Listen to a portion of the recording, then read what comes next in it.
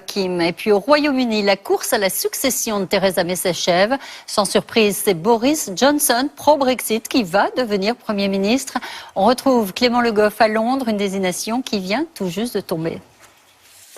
Oui Estelle, on l'a appris il y a quelques minutes. Boris Johnson a été largement élu chef du Parti conservateur avec plus de 66% des voix. Et c'est donc lui qui va devenir le nouveau locataire du 10 Downing Street. Avant cela, demain, Theresa May doit démissionner et la reine doit charger Boris Johnson de former un nouveau gouvernement. Sur son bureau, il va donc trouver un dossier majeur. Le Brexit, vous le savez, le Royaume-Uni doit quitter l'Union européenne le 31 octobre prochain, dans 3 mois. Et Boris Johnson est bien décidé à le faire, coûte que coûte, avec ou sans accord de divorce avec l'Europe. Alors qui est-il ce Boris Johnson? Je vous propose ce retour en images sur l'ascension de ce provocateur avec Laura Calmus. Pour beaucoup, il n'avait ni le costume ni l'allure d'un Premier ministre. Pourtant, Boris Johnson tient sa revanche. Le 10 Downing Street, c'est bientôt chez lui. Preuve qu'il ne faut pas se fier aux apparences. Car Boris Johnson détonne. Né à New York, ancien journaliste à Bruxelles, maire de Londres pendant 8 ans, il sait amuser la galerie. Comme lors des Jeux Olympiques où il reste suspendu à cette tyrolienne pendant de longues minutes.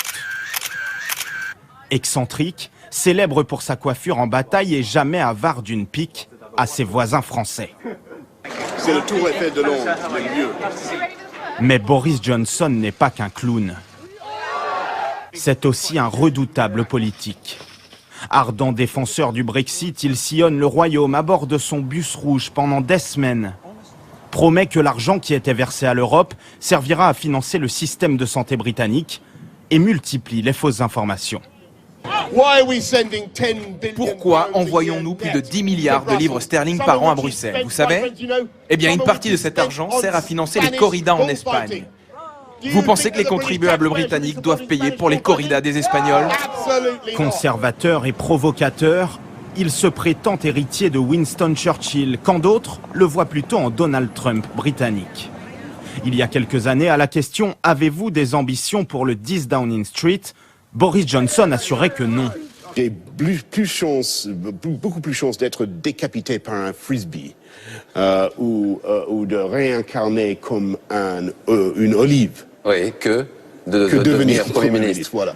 Pourtant, aujourd'hui, c'est à lui qu'il appartient de sortir le Royaume-Uni de l'impasse du Brexit.